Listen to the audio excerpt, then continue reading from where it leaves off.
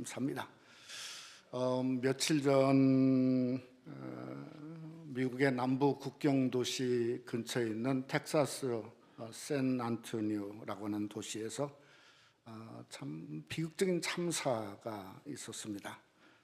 국경 수비대가 정차되어 있는 어느 트레일러를 이렇게 뒤에 문을 열게 했더니 그 안에 사람이 가득했는데 질식에서 죽은 사람만 51명이고 또 16명 중에 아이들도 다수가 포함되어 있는데 거의 죽기 일보 직전이었다고 하는 참 안타까운 사건이 미국인들의 가슴을 많이 아프게 하고 있지 않습니까? 그 차가 냉동차였습니다. 근데 한 번도 그게 제대로 작동이 되어 본 적도 없고 그렇게 많은 사람이 죽어가고 있는데 그 안을 조사해 보니까 이렇게 식수통도 전혀 트레일러 안에 없었다고 하는 겁니다. 한마디로 죽음의 미립국의 참사의 모양을 그대로 드러내고 있죠. 그런데도 불구하고 지금도 수를 셀 수 없는 수많은 소위 말하는 남미 캐러밴이라고 하죠. 남미 캐러밴들이 이렇게 어떻게든 미국을 오려고 인산인해를 이루고 있다고 하는 소식을 우리가 잘 알고 있습니다. 이유가 뭘까요? 결국 한마디로 가난하고 기근이 있다고 하는 거죠. 우리가 보통 기근하면 아프리카를 생각합니다. 근데 남미도 결코 다를 바가 없는 것 같습니다.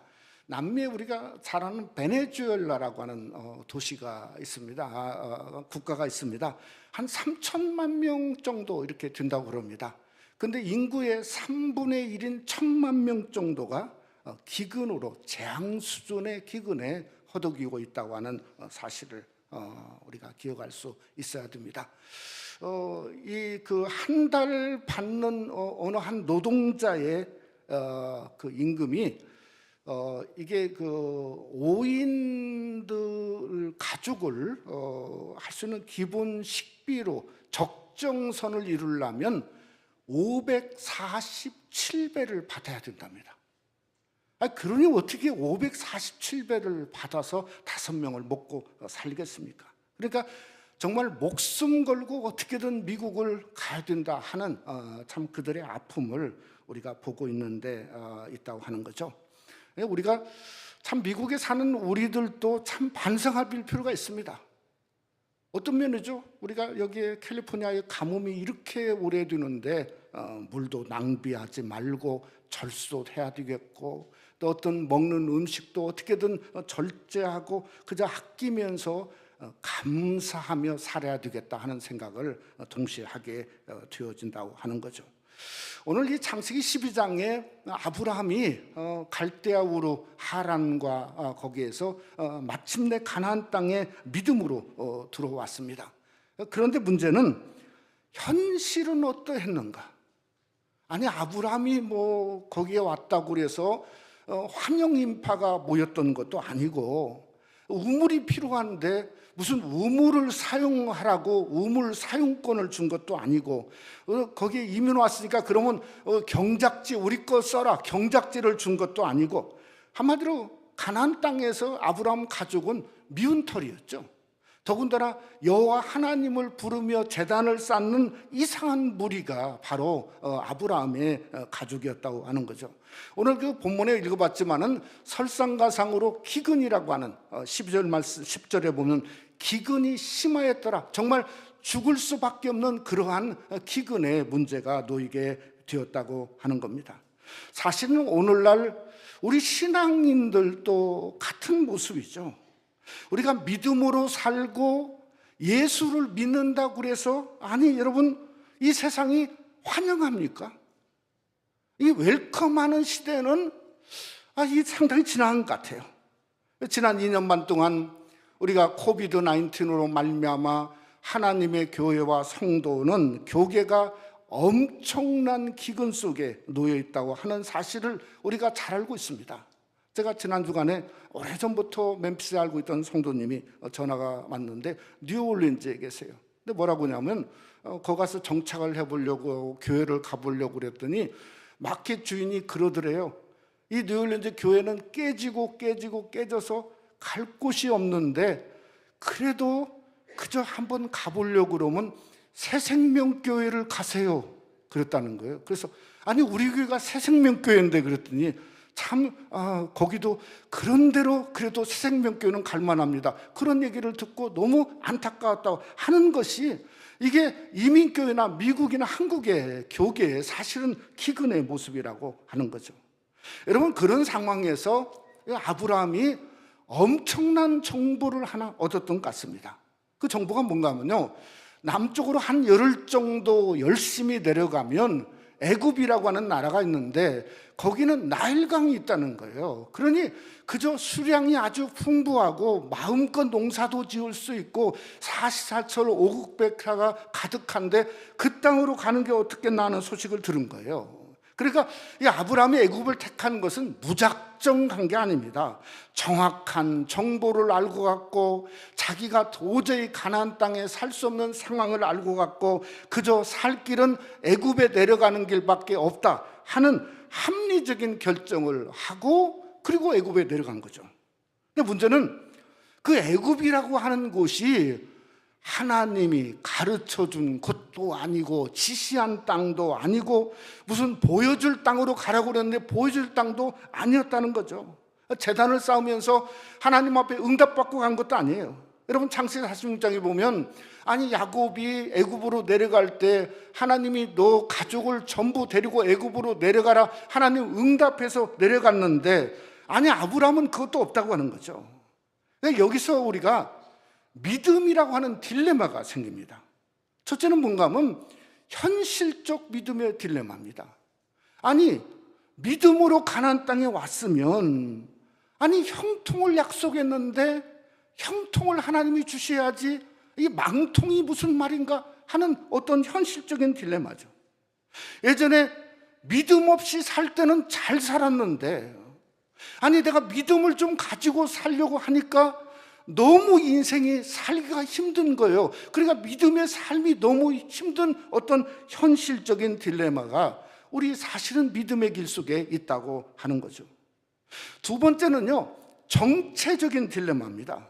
믿음에 대한 실망이죠.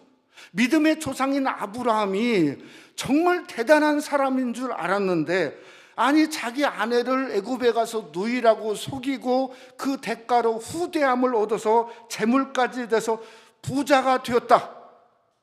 그러면 나는 그런 믿음 나는 처음부터 싫다 이렇게 생각할 수 있는 거죠. 그러니까 오늘날 교회를 보면서 실망하고 때로는 교계 지도자를 보면서 아니 실망하고 있는 이 세상 사람들의 어떤 현실과 그들의 실망은 믿음에 대한 어떤 정체적인 딜레마 속에 있는 것이 분명합니다. 근데 더 분명한 것은 아브라함이 믿음의 세계에 들어간 것은 확실합니다. 그러나 시작이라고 하는 겁니다. 믿음의 완성이 아니라는 거죠. 정말 애굽을 택하는 순간에 그 시작의 모습을 우리가 알 수 있지 않습니까? 그 아브라함의 믿음은 성숙한 믿음이 아니라 뭔가 그저 어설픈 믿음의 모습을 사실은 애굽을 택한 순간에 우리가 알 수 있다고 하는 거죠. 저는 이런 생각도 해봅니다. 어차피 믿음의 길을 제대로 믿으려면 처음부터 제대로 드러날 수 있어야 된다. 그냥 대충 한번 믿어보려고 그러고 아니면 어물쩡해서 믿어보려고 그러고 아니면 억지로 떠밀려서 믿어보려고 하다가 중도에 문제가 생기면 아니 거기서 멈추는 거예요. 그냥 오늘날 얼마나 많습니까? 교회 다니다가 말고 그저 신앙생활하다 말고 믿으려고 하다가 하는 그런 중도 믿음과 중도 교인들이 그저 참 많이 있는데 사실은 그게 참 믿음도 아니고 참 신앙도 아니라고 하는 사실을 분명히 우리가 알 수 있어야 된다는 거죠. 오늘은 그래서 믿음의 현실을 말하려고 합니다. 정말 믿음에는 기근적인 현실이 있고요, 애굽 같은 그러한 죽음적인 현실이 있습니다. 오늘 또 우리가 말씀을 상고하면서 어떻게든 믿음으로 그 현실을 이길 수 있는 그것을 배울 수 있는 필요가 하다는 거죠. 우리가 기근을 이기고 환경을 이길 뿐만 아니라 정말 어떤 실망과 낙심에서 그 안에서도 성장하는 어떤 그 성장의 요소를 우리가 오늘 아브라함을 통해서 함께 상고하기를 원합니다. 그래서 애굽을 이기고 결국은 애굽을 빠져나온 그 아브라함의 그러한 놀라운 믿음을 함께 상고함으로 배우는 귀한 시간이 되시기를 주님의 이름으로 축원합니다. 첫째로 믿음은 기근을 만나게 되어집니다. 오늘은 맥추 감사절입니다. 보리맥자죠. 보리맥. 그러니까 보리추수인데 구약적인 맥추는 그게 아닌 것 같습니다. 어떤 의미냐면 첫 열매, 그러니까 이 초실의 열매의 감사가 구약적인 의미의 맥추 감사절이고요. 또 신약은 맥주 감사절의 의미가 오순절의 의미가 있지 않습니까? 오순절에 어떤 성령 강림의 의미가 있어요. 그러니까 성령 강림을 통해서 사도행전 2장에 보면 예수 그리스도를 믿는 하나님의 교회가 태동되었지 않습니까? 그것을 기념하는 것이 바로 이게 맥주 감사절이다, 이렇게 생각할 수 있는 거죠. 이게 오늘날은 이 성령 강림보다는 성령 충만이죠. 그래서 우리 교회가 이제 이 맥추절 새벽성이 내일부터 한 주간 동안 일어나라 빛을 발하라, 이걸 통해서 어떻게든 성령 충만함을 여러분과 우리 교회가 함께 입는 귀한 성의에 여러분이 참여하시기를 주님의 이름으로 부탁을 드립니다. 저는 이 초실절 감사, 구약적인 것은 어떤 면으로 보면 이건 아주 작은 감사라고 생각합니다. 왜 작은 감사가 필요하냐면 진짜 본질은 뭔가 하면요, 정말 가을철에 장막절이지 않습니까? 훨씬 더 크고 풍성한 감사를 위해서 저는 이 작은 초실, 처음에 난 것은 다 작지 않습니까? 그러니까 작은 초실의 감사도 먼저 감사하는, 그러니까 우리가 작은 것에 감사하면 더 크고 놀라운 것을 받을 수 있다. 그것이 저는 맥추절의 진정한 의미라고 이렇게 생각이 되어진다고 하는 겁니다. 우리가 잘 아는 대로 시편 50편 23절에 보면 감사의 제사를 드리는 자가 나를 영화롭게 하나니, 우리가 이 여름철에 먼저 감사, 작은 것에도 감사, 부족한 것에도 하나님 앞에 감사함으로 말미암아 남은 6개월을 하나님이 더 우리에게 풍성하게 채워주시는 그러한 맥추절의 귀한 감사가 여러분의 감사로 활짝 여시기를 주님의 이름으로 축원합니다. 저는 창세기를 보면서 아이러니가 뭔가 하면 그게 기근이라고 하는 거예요. 왜 아이러니냐면 아브라함이 어떻게 아브라함이 됐을까 보니까 기근 때문에 됐어요. 13절에 보면 나를 떠나라 하는 이 엄청난 선언을 한 것을 보면 기근 때문에 됐어요. 이삭도 마찬가지예요. 야곱도 마찬가지예요. 요셉은 말할 것도 없어요. 요셉은 기근을 통해서 그의 꿈을 이뤘고 애굽의 재상이 되었고 온 가족을 다 불러들이는, 어쩌면은 완성이 기근이라고 하는 것으로 되었다고 하는 거죠. 우리가 잘 아는 대로 창세기 47장에 보면 야곱이 기근이 되었을 때 하나님이 온 가족을 애굽에 내려가라고 명령하십니다. 그리고 바로왕을 만나요. 근데 47장에 보면 참 특별해요. 왜 특별하냐면, 바로왕을 만나면서 쉽게 말하면 비렁뱅이에요. 비렁뱅이, 온 가족이 비렁뱅이가 간 건데, 이게 바로왕을, 그 대단한 왕을 만나는데 성경에 축복을 했어요. 그러니까 이게 바로왕이 그냥 기가 찬 거예요. 그래서 네 나이가 얼마나 물어본 거예요. 그런데 또 성경을 보면 축복하고 그 앞에 나왔다고 성경은 말씀하고 있다는 거죠. 아무리 봐도 기근이라고 하는 것은 저주가 아닌 축복의 방편, 그 방편을 성경에서 창세기를 통해서 우리가 전부 성경은 바로 기근은 축복의 방편이라 하는 것을 우리에게 말씀하고 있다는 생각이 들을 수밖에 없는 거죠. 여러분, 사실 여러분, 기근을 옛날 보릿고개 이런 말 있지 않습니까? 잘 모르지만, 그러나 그 가난과 기근은 결코 쉬운 일이 아닙니다. 이 아브라함은 아마 처음으로 그것을 경험했던 것 같아요. 근데 아무리 당황하고 아무리 황당한 일이 있을지라도 아브라함이 놓지 말아야 되는 믿음의 생명줄이 있는 거예요. 그 생명줄이 뭐냐면 다른 게 아니에요. 지금까지 가나안 땅에 왔을 때 그저 아브라함이 믿음으로 하나님 말씀을 쫓아서 왔거든요. 그러니까 하나님 말씀을 놓으면 안 되는 거예요. 또 와서 제단을 쌓고 또 제단을 쌓았다고 그랬거든요. 그러니까 제단을 쌓으면서 하나님의 응답을 구했어야죠. 우리가 잘 아는 대로 어떤 응답을 구하나? 시편 27편은 이렇게 말합니다. 너는 여호와를 기다릴지어다. 강하고 담대하며 여호와를 기다릴지어다. 그러니까 여호와 하나님을 기다리고 기다려서 응답을 받았어야죠. 왜 그런가? 여호와 하나님이 믿음의 생명줄이기 때문에 그렇습니다. 그 생명줄을 놓치면 안 되는 거죠. 근데 오늘 여기 보니까 11절에 이 아브라함이 애굽에 가까이 왔을 때, 그러니까 국경을 넘어간 것도 아니에요. 그냥 가까이 온 거예요. 지금 애굽이 눈에 보일 때 가까이 온 거예요. 근데 갑자기 뭐가 생겼냐면 두려움이 생겼어요. 두려움이 뭔가 하면요, 참 아이러니하게도 아내가 두려움이에요. 그 아내가 평생 미인이라고 하는 어떤 자랑거리가 갑자기 두려움거리로 변해버린 거예요. 그래서 12절에 보니까 사람들이 자기는 죽이고 그대는 살릴 거다. 그러니까 아내가 뭘로 변했죠? 갑자기 죽음의 올무로 변한 거예요. 근데 여러분 한번 생각해 봅시다. 이 아브라함이 갈대아 우르에서 하란을 갔거든요. 하란에서 자기 아비가 그저 죽을 때까지 한참 살았거든요. 그리고 하란에서 가나안 땅에 오는 길이 상당 기간이 걸렸을 거라고요.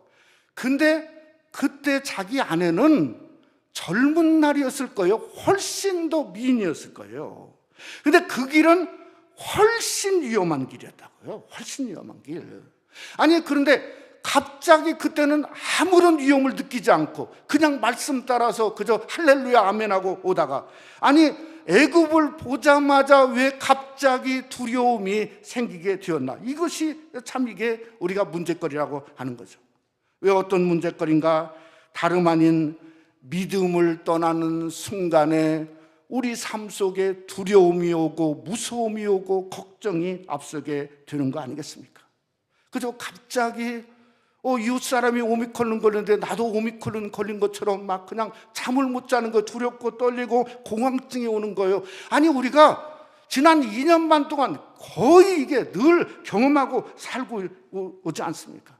그래서 사실은 염려가 현실로 오는 경우는 그렇게 많지가 않습니다. 많은 분들이 얘기하지 않습니까? 그냥 염려를 그냥 다 버리는 거예요. 왜냐하면 현실로 안 오기 때문에. 아니, 그런데 애굽은 그게 아닌 거예요. 현실로 온 거예요. 아니, 잠깐 누이라고 하자 이렇게 얘기한 것이, 아니 어찌고 어찌게 하다가 바로에게 아내를 빼앗겨 버렸네요. 또 그것도 나중에 들통나가지고 그저 참수형을 안 당한 게 그게 기적이죠. 아니, 왕을 속였는데 생각해 보세요. 이건 뭐 하루아침에 사라지는 거죠. 여러분, 왜 그럴까요? 왜 갑자기 애굽에 가까이 올 때 두려움이 생겼는가? 여러분, 성경을 보면 에베소 6장 16절 말씀의 공동번역은 그 이유를 이렇게 말하고 있습니다. 우리 한번 다 같이 함께 봉독해 보죠. 손에는 언제나 믿음의 방패를 잡고 있어야 합니다. 그 방패로 여러분은 악마가 쏘는 불 화살을 막아 꺼버릴 수 있을 것입니다. 뭘 놨다고요? 아니, 손 방패를, 그저 믿음의 방패를 잡아야 되는데 그 믿음의 방패를 놓치니까, 놓치는 순간에 사단마귀가 귀신인데 귀신처럼 알죠. 그러니까 귀신처럼 약점을 쏘는 거예요. 그러니까 그 불화살을 막을 길이 없는 거예요. 아니, 그러니까 그저 두려움 속에 빠지게 된 겁니다. 그게 어딘가? 그게 애굽이지 않습니까? 아니, 여러분의 삶 가운데 나는 죽었다 깨나도 기근을 축복이라 생각하고 고난을 축복이라 모민다. 그러면 그저 안 믿어도 괜찮습니다. 그러나 믿음의 방패는 붙잡고 있으십시오. 어떤 상황에도 하나님 믿는 믿음을 놓으면 사단마귀가 즉각 공격해 옵니다. 다 태버립니다. 다 없애버립니다. 여러분, 로마서 5장에 보면 성경에 이렇게 우리에게 말하고 있습니다. 우리가 믿음으로 서 있는 이 은혜에 들어감을 얻었으며, 아니 그러니까 믿음으로 서만 있으면 그게 은혜에 들어가는 거예요. 이게 무슨 다른 일이 필요가 없어요. 믿음으로 서 있어야 돼요. 여러분 골로새 2장에 보면 믿음에 굳게 서서 감사함으로 넘치게 하라. 감사는 사단마귀가 없습니다. 그러니 믿음에 굳게 서서 하나님 고난 주심을 감사합니다, 어려움 주심을 감사합니다 시작하면 사단마귀가 먼저 물러가는 줄 믿으시기를 주님의 이름으로 축원합니다. 여러분의 삶 속에 고난이 있고 혹시 어려움이 있으십니까? 여러분 정말 믿음으로 서보십시다. 감사하십시다. 내가 이길 믿음을 하나님께 구하십시다. 그러면 하나님을 배우고 십자가를 배우고 십자가는 하나님의 능력인 것을 경험하게 되어집니다. 그런데 그 믿음을 회피하는 순간 믿음의 방패는 사라질 수밖에 없다고 하는 거 아니겠습니까? 여러분의 삶 속에 어떤 고난을 통해서 정말 우리에게 주님의 율례를 배우고 나에게 하나님이 주시는 그 은혜를 배우는, 고난을 축복으로 바꾸는 믿음의 사람, 믿음의 방패를 붙드는 여러분이 되시기를 주님의 이름으로 축원합니다. 두 번째로 믿음은 애굽을 만나게 되어집니다.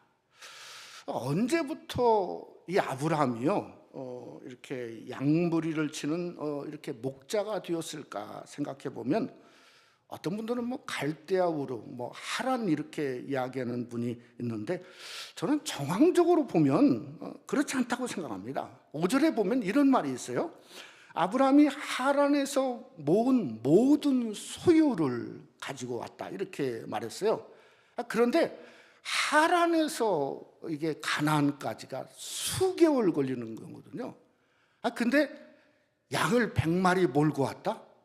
아니 뭐 이웃집 가는 것도 아니고 무슨 소풍 가는 것도 아니고 목숨 걸고 가는 길인데, 아니 갑자기 쳐들어오면 도망가는데 양 100마리를 몰고 도망간다. 이건 말이 안 되죠. 그러니까 이것은 어디까지나 그저 돈이나 어떤 황금을 이야기하고 도망가고 피할 길이 있는 것 같아요. 근데 어디서부터 이게 소와 양이 보여지냐면 바로가 16절에 주었어요. 뭘 줬냐면 소, 양, 암수나기, 노비를 주었어요. 그러니까 여기서부터 시작하는 것 같아요. 근데 왜 바로가 아니 고관이나 관직을 주지 아니 왜 이것을 주었는가 생각해 보면, 여러분 당시에 애굽의 가장 천민 계급은 목축업을 하는 사람들입니다. 그럼 바로가 후대한 게 뭐죠? 천민 취급한 거예요. 정확히 우리가 알아야 돼요. 세상이 그렇게 호락호락 우리에게 막 주지 않습니다. 그냥 완전히 거짓 취급하면서 그걸 준 거예요. 또 하나 우리가 한번 생각해 보면, 오늘을 정황을 정확히 보면 애굽의 왕 바로지 않습니까? 아니 바로가 누군데 아니 누인지 아내인지 그걸 구별하고 왕이 됐겠어요? 친위대만 해도 수천 명이 될 텐데, 검사만 해도 얼마나 많은 검사 조사를 할 텐데 몰랐겠습니까? 한마디로 욕망이죠, 욕망. 그러니까 욕망을 가지고 마치 속이니까 속은 척 한 것뿐이지 그저 그 이상은 결국 없었다 하는 거죠. 그러니까 결국 그 재물은 뭔가 하면 불의한 재물이에요. 결국은 불의한 재물이 창세기 13장에 오면 재물 때문에 조카 롯과의 갈라섬을 보여지게 되고, 거기서 얻은 노비 중에 한 사람은 분명히 다름 아닌 하갈이라 생각하고 지금도 이스마엘 그 족속과 지금도 싸움이 계속되고 있는 그런 아픔이 부메랑으로 오고 있다고 하는 거죠. 여러분, 이 아브라함이 아내를 빼앗기고 정말 무엇을 할 수 있었을까? 그저 후대한 거 도로 갖다 줘? 여러분 누가 생각나죠? 저는 가룟유다가 생각납니다. 은 30냥으로 팔았어요. 그러니 나중에 안 되겠거든요. 도로 갖다 줘요. 그러니 예수님 도로 물려줬어요. 천만의 말씀이죠. 세상은 그렇게 안 됩니다. 그렇게 안 돼요. 그러니까 아브라함의 힘으로는 전환점을 이룰 수가 없는 거예요. 결국은 17절 말씀에 보면 성경에 이렇게 말합니다. 여호와께서 아브라함의 아내 사라의 일로 바로와 그 집에 온 큰 재앙을 내리셨다고 말씀하고 있습니다. 여러분, 터닝 포인트의 시작이 누군가? 여호와 하나님이죠. 아니, 왜 잘못했는데도 여호와 하나님이 다시금 터닝 포인트를 만드셨는가? 그것은 아브라함이 믿었기 때문이에요. 무엇을 믿었냐? 창세기 12장 3절에 보면 너를 축복하는 자에게는 내가 복을 내리고 너를 저주하는 자에게는 내가 저주하리라 하시는 복의 근원에 하나님을 믿었기 때문이에요. 그 약속을 믿었기 때문에 바꾸시는 것도 하나님이고 일으켜시는 것도 하나님이고, 하나님은 어떤 문제를 그저 바꾸시는 게임 체인저라고 하는 거예요. 그게 하나님이에요. 여러분, 아무리 바로가 애굽의 왕이면 뭐합니까? 절대적인 권력을 가지면 뭐합니까? 하나님의 눈에는 아무것도 아니에요. 열장을 쏟아부어도 바로는 아무것도 아니에요. 홍해바다 속에 그 많은 군대와 바로가 들어가도 하나님의 눈에는 아무것도 아니에요. 그런데 하나님의 눈에는 믿음을 가진 아브라함은 아무것도 아닌 게 아니에요. 위대하게 보이고 이렇게 세울 자로 보이고 다시금 사용할 자로 보이고 그 예배하고 부르짖는 아브라함만 하나님의 눈에 보인다는 겁니다. 여러분, 그러니 하나님이 여러분만 바라보는 거예요. 여러분, 실수하고 넘어지고 부족해도 아니, 하나님은 하나님을 찾고자 하는 여러분을 하나님 바라보는 줄 믿으시기를 주님의 이름으로 축원합니다. 그것이 우리의 믿으신 하나님이에요. 그래서 우리가 하나님을 믿는 믿음으로 살아야 돼요. 실수하고 넘어져서 하나님밖에 없어요. 하나님으로 사시기를 주님의 이름으로 축원합니다. 저는 여기 와서 애굽이라고 하는 애굽의 정체성을 폭로할 필요가 있다고 생각해요. 애굽은 뭐냐면요, 세상의 풍요입니다. 마치 그저 매혹적으로 내가 내려만 가면 살 것 같은 풍요한 장소, 그러한 장소, 그러한 돈, 그러한 권력, 그러한 환경입니다. 근데 영적으로 보면 하나님이 없는 곳이 애굽입니다. 그냥 타협하고 믿음마저도 무너지고 주저앉게 만드는 장소입니다. 그러니까 애굽에 있으면 가정도 무너지고 부부도 무너지고 삶도 무너지고, 아니 애굽 한복판에 있으면 하나님의 교회도 무너질 수밖에 없다고 하는 거죠. 요한계시록 11장 8절에 보면 이렇게 성경은 말합니다. 저의 시체가 큰 성길에 있으리니 그 성은 영적으로 하면 소돔이라고 하고 애굽이라고도 하니 곧 저의 주께서 십자가에 못 박히신 곳이라. 애굽에 있으면 시체밖에 없어요. 시체밖에 없는 거예요. 그 다음에 시체밖에 없을 뿐만 아니라 또 뭐죠? 오늘 성경에 보니까 또 하나가 더 있어. 가장 중요한 거죠. 애굽에 있으면 주님을 십자가에 또 못 박아야 돼요. 그 애굽에 여러분 때문에 주님이 또 십자가에 못 박힐 수밖에 없는 곳이 애굽이에요. 우리는 그렇게 돼서는 안 되죠. 우리는 예수님이 2000년 전에 우리를 위해 죽으셨는데, 아니 또 주님을 못 박을 정도로 주님을 괴롭게 하는 존재가 되어서는 되겠습니까? 그러니 저와 여러분이 믿음을 지키시기를 주님의 이름으로 축원합니다. 한마디로 출애굽하셔야 됩니다. 출애굽. 내가 내 믿음 못 지키면 가정이 어렵습니다. 부부가 어렵습니다. 자녀가 어렵습니다. 인생의 삶이 어렵습니다. 고난 속에 빠집니다. 그래서 아브라함은 일생 중에 다시는 애굽을 가까이 해본 적이 없습니다. 해본 적이 없어요. 사랑하는 성도 여러분, 애굽에서 일어나십시다. 빨리 떠나십시다. 예수 권세의 힘을 입어서 저 애굽을 멀리하면서 사는, 그저 아브라함처럼 실수가 성장의 계기로 삼고 멀리하며 사는 은혜가 여러분 속에 함께 하시기를 주님의 이름으로 축원합니다. 말씀을 맺고자 합니다. 오늘 창세기 12장을 거꾸로 한번 봤어요. 거꾸로. 어떤 때는 거꾸로, 그저 어느 시인이 그러잖아요. 올라갈 때 본 것하고 내려갈 때 본 것이 다르다고 한 것처럼 거꾸로 한번 봤어요. 이 거꾸로 보니까 뭐가 나오냐면, 만약에 기근은 똑같을 것 같아요. 기근이 있는데 아브라함이 가나안 땅에 남아 있었다면 어떤 일이 벌어졌을까? 궁금하시잖아요. 거꾸로 보니까. 응? 궁금하시잖아요. 그저 전부 다 죽었을까? 아니면 노예가 되었을까? 근데 성경은 거기에 대한 정확한 답을 갖고 있습니다. 하나님의 말씀은 완벽하고 완전합니다. 그저 허술하지 않습니다. 그 답이 어디 있냐면 창세기 26장에 있습니다. 창세기 26장에 보면 아브라함의 아들 이삭 때에 기근이 있었어요. 똑같은 기근인데 성경은 창세기 26장을 시작하면서 뭐라고 얘기했냐면 아브라함 때, 아버지 아브라함 때와 똑같은 기근이라고 그랬어요. 그러니까 이삭도 그냥 보따리 싸고 애굽으로 내려가는 거예요. 막 내려가는데 그랄 지역에 가서 밤에 하나님 앞에 기도했던 모양이에요. 하나님이 나타나서 뭐라 했냐면 야 이삭아, 너 애굽에 내려가지 마라. 너 내려가면 안 돼. 그냥 여기에 머물라. 그랬더니 하나님 말씀 그대로 그랄 땅에 머물렀어요. 그랬더니 성경에 답을 이렇게 성경은 제시를 했어요. 뭐라고 제시했냐면 창세기 1장 12절로 13절에 보면 이삭이 그 땅에서 농사하여 그 해에 100배나 주었고 여호와께서 복을 주심으로 그 사람이 창대하고 왕성하여 마침내 거부가 되었다.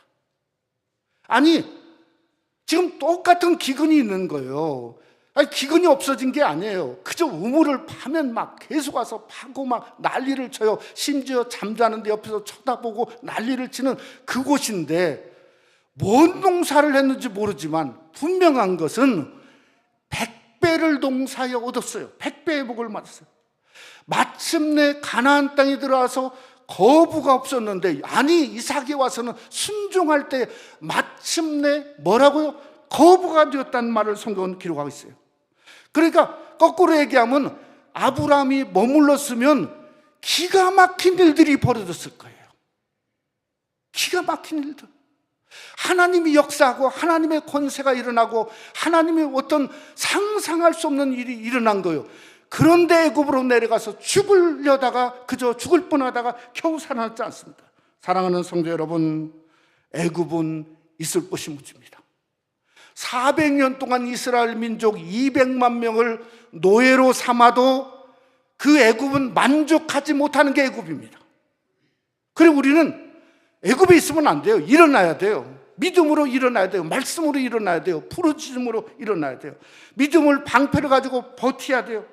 어떻게든 믿음으로 순종해야 돼요.